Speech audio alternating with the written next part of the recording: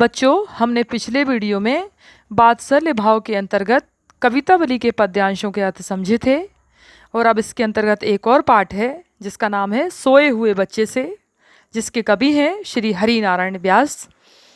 तो आज हम इस कविता के पद्यांशों के अर्थ समझेंगे। तो सोए हुए बच्चे का पहला पद्यांश है, मेरे ख्याल इतने खूबसूरत नहीं हैं जिनको मैं फूलों सी खूबसूरत तुम्हारी पलकों को छुआ दूं और ये तुम्हारे लिए खूबसूरत सपने बन जाएं।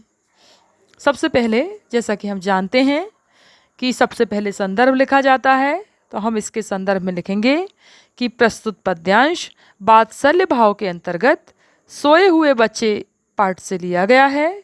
इसके कवि श्री हरि नारायण व्यास जी हैं।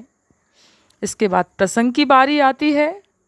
तो प्रसंग में हम इसका मूल भाव लिखते हैं।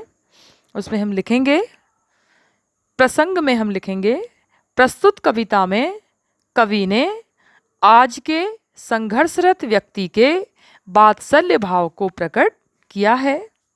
एक बार और बोलती हूँ मैं इसको।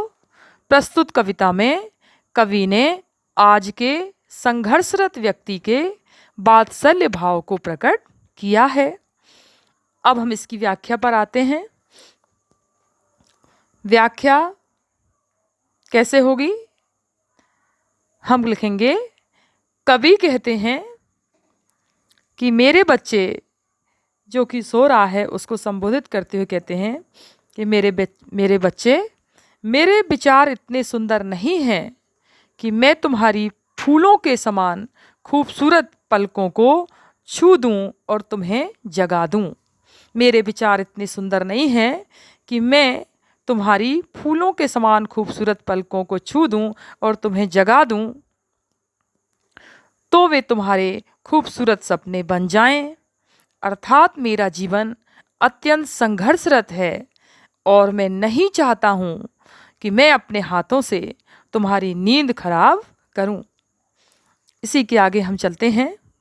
आगे लिखा है कवि ने, ये ख्याल इन दुनियादारी की लपटों से झुलस गए हैं, पहाड़ों से टकराती नाव हैं, नाकामयाबी की चोट से ये लहूलुहान हैं। इसका अर्थ हम करेंगे।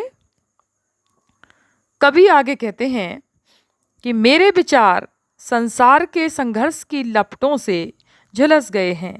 ये ख्याल मतलब विचार, दुनियादारी मतलब संसार। तो वो कहते हैं कि मेरे ये जो विचार हैं ये संसार की लपटों से झुलस गए हैं, मतलब संसार के संघर्ष की जो आग है उससे लपट जो निकल रही है उससे झुलस गए हैं। पहाड़ों से टकराती नाव है। मेरा जो जीवन है इस तरह का है जैसे कोई नाव पहाड़ों से जाकर टकरा जाती है, उसके समान मेरा भयानक जीवन है। नाकामयाबी की चोट से ये लहूलुहान है। मेरे विचार नाकामयाबी की चोट से मतलब हमेशा मिलने वाली असफलता की चोट से ये खून से लथपथ हैं। अतः इन सब के कारण मैं तुम्हारे बचपन को अपने से दूर रखना चाहता हूँ, इन सब से तुम्हारे बचपन को बचाना चाहता हूँ। अतः मैं आपको नींद से नहीं जगा सकता हूँ। ये व्याख्या थी। अब इसका विशेष आएगा।